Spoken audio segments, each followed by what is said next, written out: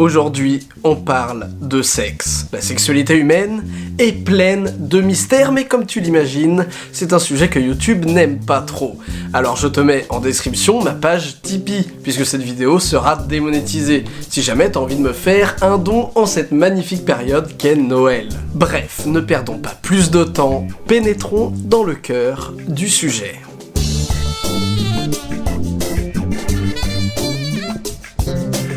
Je ne vous apprends rien si je vous dis que nous ne pratiquons pas le sexe qu'uniquement pour la procréation. On pourrait se demander si ces heures perdues à se masturber, à faire des jeux érotiques avec des partenaires, à regarder des films pornographiques ou à pratiquer la pénétration en utilisant préservatifs ou pilules ne seraient pas de l'énergie gaspillée. Nous pouvons, si nous le souhaitons, faire l'amour tous les jours, plusieurs fois par jour, mais sans avoir pour but de concevoir un bébé.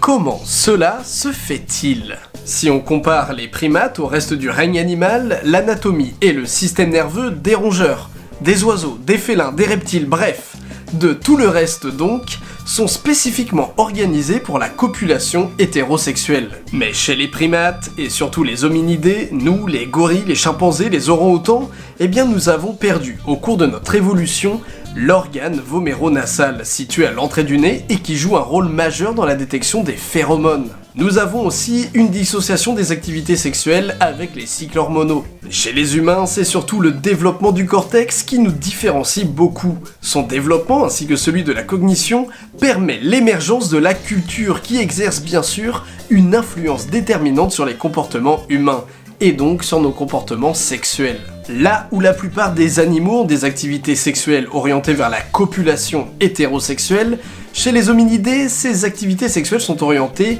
vers la stimulation des régions corporelles les plus érogènes. Mais donc, revenons à ma question. Est-ce que tout ceci, ce ne serait pas de l'énergie gaspillée ? Est-ce vraiment utile pour notre survie ? Pourquoi avons-nous évolué de cette manière ? On pourrait se dire que, peu importe la raison, si nous avons évolué ainsi, c'est forcément car notre sexualité doit être optimale pour la survie de notre espèce. Ce pourrait être en effet une très bonne explication.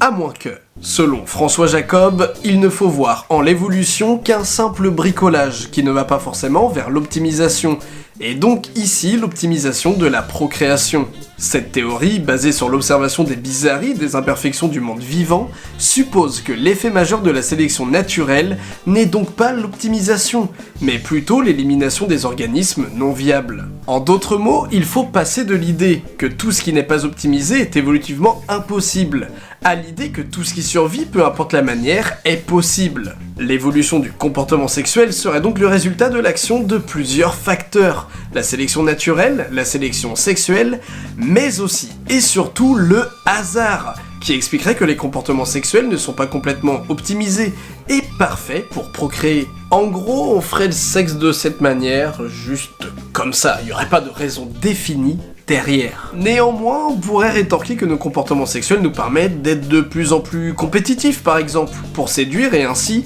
un jour peut-être permettre à un bébé de naître. Un bébé qui sera à coup sûr avec des parents qui vont rester ensemble le plus longtemps possible, car matchant complètement niveau sexuel, et donc qui pourront protéger l'enfant le plus longtemps possible. Ou encore, dans le cas où des couples ne veulent pas d'enfants, ou des personnes qui ne veulent pas être en couple, eh bien on pourrait dire que nos activités sexuelles nous permettent tout de même d'être de plus en plus créatifs afin de stimuler nos zones érogènes, ou que tout cela nous permet aussi de tisser des liens profonds avec des individus. Notre sexualité aurait finalement un rôle à jouer dans notre société. Notre sexualité a-t-elle vraiment une importance dans notre évolution ? Sujet à débat, à méditer.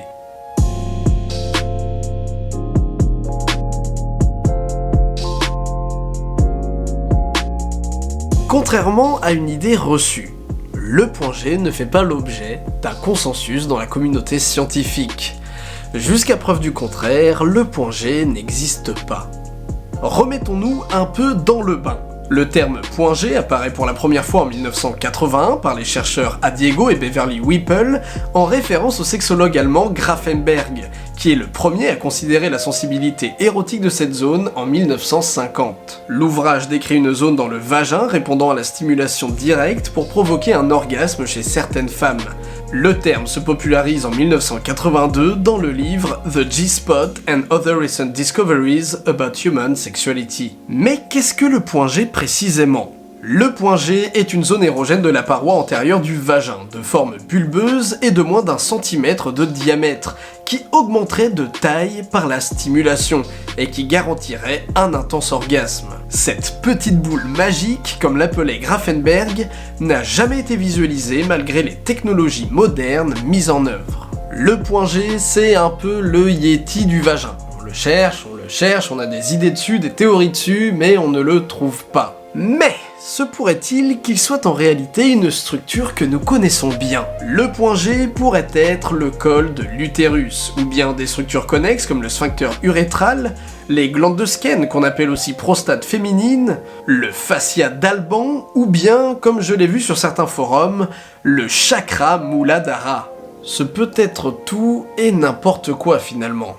À moins que, depuis le début, notre Yeti était en fait le clitoris. Contrairement à ce que beaucoup pensent, le clitoris ce n'est pas cette petite partie ici, non. C'est aussi 2 racines qui entourent le vagin. En 2010, Odile Buisson et Pierre Fold réalisent des échographies complètes et en 3D d'une pénétration, ce qui leur permet de repérer cette zone du corps du clitoris qui se moule sur la partie postérieure du vagin et du pénis lors de la pénétration. Cette étude montre également l'augmentation du volume des bulbes vestibulaires entourant l'entrée du vagin. La théorie la plus probable donc pour expliquer l'existence du point G est que la stimulation de la zone dite du point G provoque à la fois une stimulation directe de la paroi antérieure du vagin et surtout une stimulation indirecte des structures internes du clitoris qui entourent le vagin. Les sensations érotiques intenses proviendraient ainsi de l'addition des différentes sensations vaginales associées aux sensations clitoridiennes internes. Mais est-ce ici la vérité ? D'autres études complémentaires doivent être faites, bien sûr, mais je pense qu'on s'y rapproche. Affaire à suivre, donc.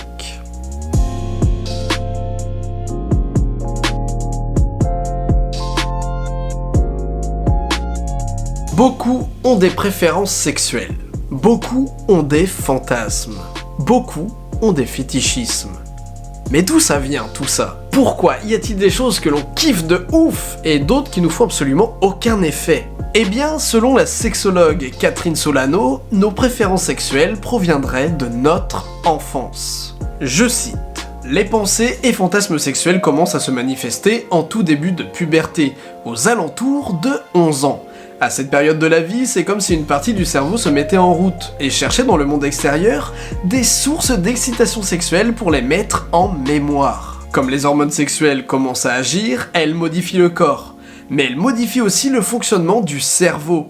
Un garçon ou une fille, à ce moment de la vie, va commencer à ressentir des émotions sexuelles lors de certains événements. Selon cette théorie, ce sont donc ces fameux événements qui vont déterminer nos futurs fantasmes, nos futurs fétichismes, nos futures préférences sexuelles. Si ton gros kiff c'est de faire l'amour sous la douche, c'est peut-être car l'événement qui a réveillé tes émotions sexuelles était de voir une personne à moitié nue en train de sortir d'une douche au camping par exemple. Un homme obsédé par les aisselles, ça pourrait juste venir d'une pub qu'il a vue petit d'une femme se rasant les aisselles, pub qui est arrivée pendant que ses hormones sexuelles commençaient à agir, etc., etc. D'ailleurs, on en avait déjà parlé un peu sur cette chaîne que le fantasme du latex très présent chez la génération des années 90 pourrait venir des Totally Spies, et là ça match un peu avec ce qu'on vient de dire, non ? Catherine Solano explique. Nous ne sommes pas responsables de nos fantasmes, ils se forment en fonction de nos expériences de vie, et donc c'est très important de le savoir car cela signifie qu'il ne faut pas en avoir honte ou de les trouver ridicules. Mais parallèlement à tout ça, l'un des fantasmes les plus répandus, c'est celui du viol, de se faire violer. Or, dans la vraie vie, personne n'aimerait subir une telle agression. Il y a donc un décalage entre nos préférences sexuelles et la vraie vie. Pour Catherine Solano, il s'agit de stimuler une excitation par le mental. Une agression produit une forte émotion, même si cette émotion est négative, et le cerveau met en mémoire les événements associés à de fortes émotions. Mais pour Justin Lehmiller, en revanche, nos fantasmes seraient là aussi pour satisfaire des besoins psychologiques, qui varient ou non en fonction des périodes de nos vies.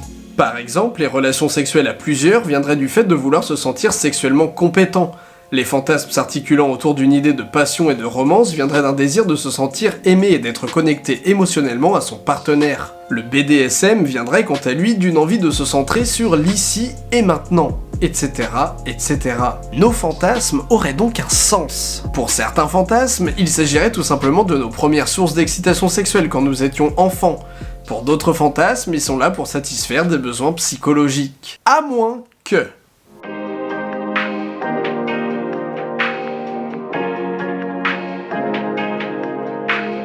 Selon Freud, les fantasmes, mais aussi et surtout les fétichismes, viendraient d'une angoisse de castration.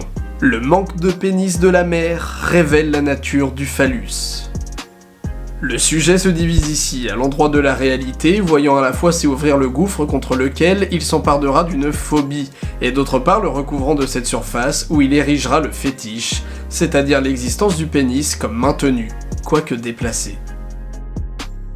Le petit garçon élaborerait des fétichismes pour doter la femme d'un pénis. Pour le psychanalyste Georges Zavidianos, le fétiche chez la femme représente inconsciemment le pénis du père. Chez la petite fille, ce serait donc la jalousie du pénis qui l'amènerait à avoir des fétichismes. Le fétichisme sexuel est l'utilisation d'objets ou de parties non génitales du corps comme stimuli fortement désirés, voire indispensables pour l'excitation sexuelle. Si l'on prend le fétichisme le plus répandu, à savoir les pieds, le pied serait donc en réalité un substitut à l'organe phallique, auquel a cru le petit garçon et auquel il ne veut pas renoncer. Lacan, un autre célèbre psychanalyste, dira « Nous ne savons pas comment les autres animaux jouissent, mais nous savons que pour nous la jouissance est la castration. Tout le monde le sait, parce que c'est tout à fait évident. Après ce que nous appelons inconsidérément l'acte sexuel, on ne rebande plus. » Le complexe de castration serait même à l'origine de toutes les névroses. Elle est due à la découverte de l'absence de pénis chez la fille, à des menaces des parents suite à la masturbation, et à une trace mnésique venant des premiers âges de la famille préhistorique, où le père jaloux dépouillait effectivement le fils de son organe génital, lorsque celui-ci était pour lui un rival important auprès de la femme. Une angoisse donc profondément marquée en nous, à travers notre histoire. Si Freud n'a que très peu parlé de l'homosexualité entre deux femmes, il dira tout de même que l'homosexualité en vient à jouer le rôle d'une tendance présente chez tous et toutes. Mais si Freud est aujourd'hui un grand nom dans le domaine de la psychologie, il ne faut pas oublier que cette théorie se heurte néanmoins à quelques problèmes, et nombreux sont opposés à ce complexe de castration. Tout à l'heure, nous prenions les pieds par exemple. Dans le fétichisme du pied, certains peuvent rétorquer que le pied n'est que rarement utilisé dans la pénétration. Et qu'en est-il des personnes qui ne jouent qu'occasionnellement avec les pieds de leur partenaire? À ceux qui n'ont aucun fétichisme? Le neuroscientifique Ramachandran, quant à lui, suggère que les pieds et les parties génitales partagent la même partie du cortex sensoriel. Le fétichisme des pieds ne pourrait donc pas être comparé au fétichisme du latex, des piercings ou des sous-vêtements. Chaque fétichisme serait-il en fait différent dans sa nature ? Et si des formes sublimées de rapports sexuels comme le fétichisme ou les rapports sans pénétration ou les jeux sexuels nous avaient en réalité sauvé la vie ?